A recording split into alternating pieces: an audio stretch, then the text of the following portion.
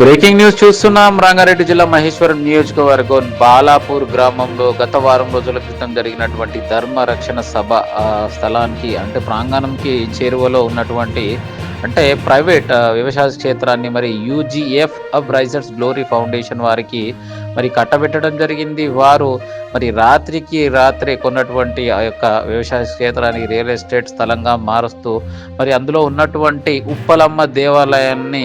మరి గత రాత్రి అంటే నిన్న రాత్రి తీసే ప్రయత్నం చేయగా గ్రామస్తులు తక్షణమే మరి చూసి అక్కడికి చేరుకొని మరి ఈరోజు ఉదయం బాలాపూర్ అంటేనే మరి హిందువులకు ఒక ప్రత్యేకంగా గుర్తింపు ఉన్నటువంటి గ్రామానికి మరి ఈ విధంగా హిందువులకు సంబంధించినటువంటి వ్యవసాయ క్షేత్రాలను ఇలా మైనారిటీకి సంబంధించినటువంటి వ్యక్తులకు ఇచ్చి మరి ఎందుకు ఇలాగా చేస్తున్నారని ఆగ్రహం వ్యక్తం చేసినటువంటి గ్రామస్తులు మరి రాత్రికి రాత్రి ఈ యొక్క ఉప్పలమ్మ దేవాలయాన్ని తరలించే ప్రయత్నం చేసినటువంటి